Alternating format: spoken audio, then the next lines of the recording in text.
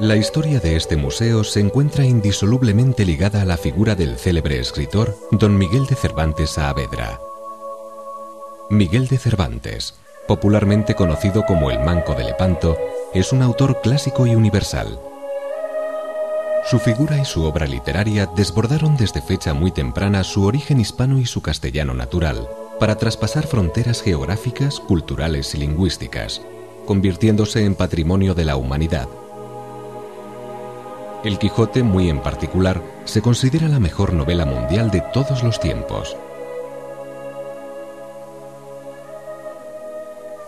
Cervantes nació en 1547 en Alcalá de Henares, en el seno de una familia hidalga, siendo el cuarto de los 7 hijos del matrimonio celebrado entre Rodrigo de Cervantes y Leonor Cortina.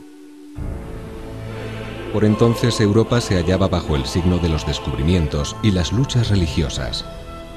La Iglesia, sumida en una gran crisis, se divide, produciéndose la separación de la mitad de la Europa occidental con respecto a Roma y la fundación de otras iglesias independientes. Esta situación propició cambios en el mapa político europeo.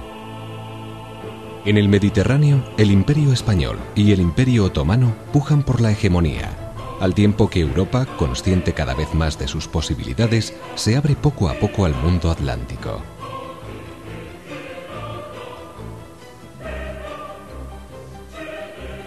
El imperio hispánico de Felipe II desborda los límites peninsulares y vive un momento de esplendor.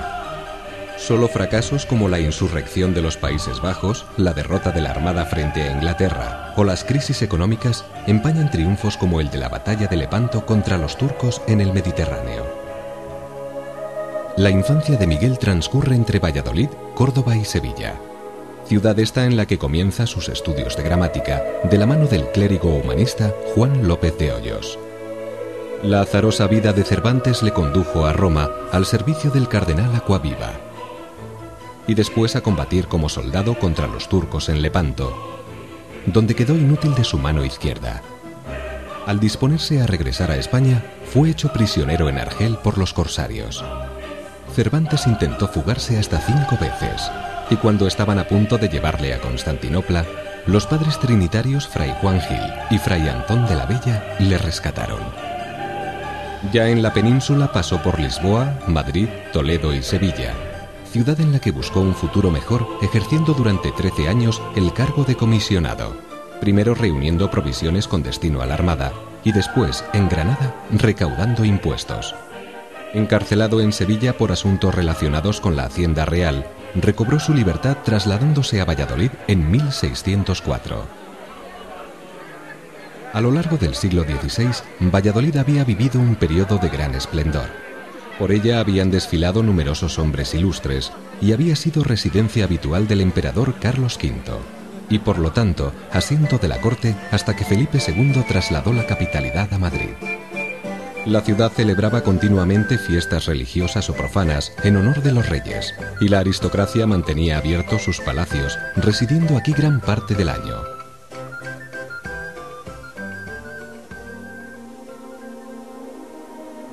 En 1601, Valladolid recibe al rey Felipe III y a su valido, el duque de Lerma. La ciudad se convierte así en capital política y administrativa bajo el recién estrenado gobierno de Felipe III. Gobierno que, a diferencia de los precedentes, se caracteriza por la paz y la falta de ambición del monarca. No obstante, es precisamente la paz la que posibilitaría el desarrollo de lo que posteriormente se conoce como Siglo de Oro, época en la que España mantuvo un papel predominante en el mundo, ya se tratara de política, armas, diplomacia, economía, religión, las artes o las letras. Cervantes representa la avanzadilla de la formidable generación de los grandes literatos del Siglo de Oro, la de Lope de Vega, Góngora y Quevedo, al mismo tiempo herederos de la generación nacida en torno al movimiento de las comunidades y de las inquietudes contrarreformistas de Fray Luis de León o Teresa de Jesús. El escritor, al instalarse en Valladolid, contaba 57 años y buscaba solucionar su negocio literario más importante, la edición de su novela El Quijote. En esta ciudad pudo redactar el prólogo, las poesías preliminares y la solicitud del privilegio real para imprimirla.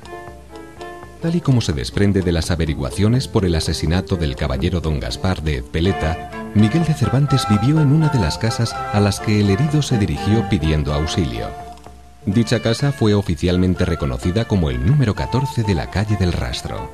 Cervantes residía junto con sus 2 hermanas, su hija, su esposa, su sobrina y una sirvienta en el primer piso.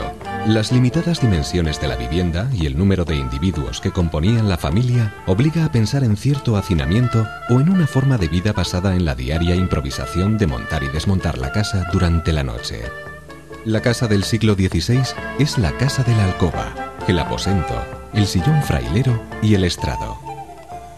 En pisos pequeños como este, acaso se utilizaron braseros o anafres para cocinar, siendo la cocina actual una recreación más propia de las grandes casas de la época. Tampoco la literatura ni la pintura de la época representan comedores tal como hoy se entienden, pero sí escenas de comedor y gracias a la pintura de bodegones conocemos mesas. De hecho, no siempre se comía en familia y era corriente usar el mismo aposento en que se dormía. El resultado de algunas de estas investigaciones se plasmó en la recreación de la vivienda vallisoletana de Cervantes que acometió el patronato de las fundaciones Vega Inclán en 1948.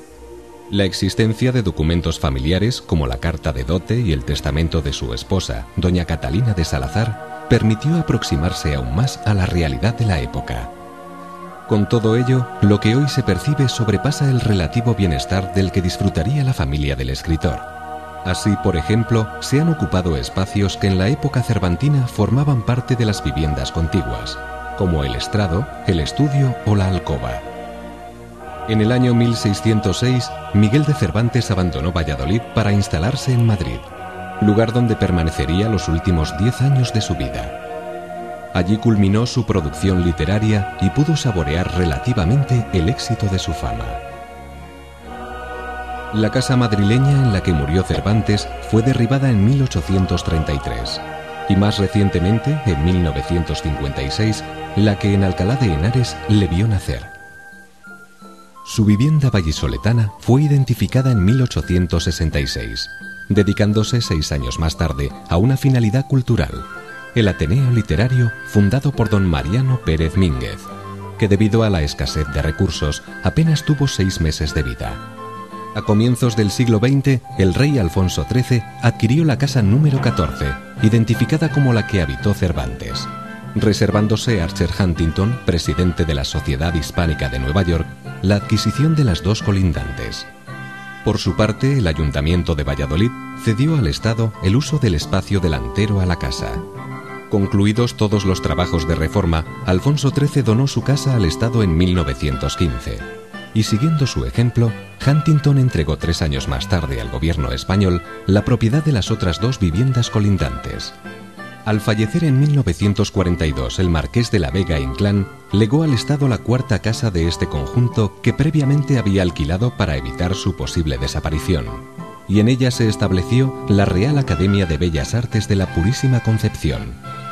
La Casa Museo, integrada por 3 de las viviendas, se inauguró el 23 de abril de 1948.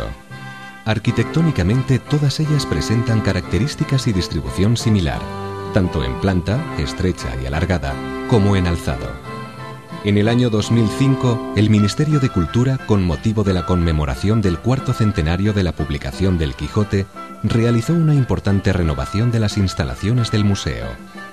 La misión original del museo como difusor e impulsor de la cultura permanece viva y se canaliza a través de la celebración de las Mañanas de la Biblioteca, en las que se ofrecen veladas literarias puntualmente cada domingo. Gracias al interés y al esfuerzo de muchas personas se evitó la ruina y desaparición de este recuerdo cervantino, para que, en palabras de Alfonso XIII, sea también honra y gala de la capital castellana.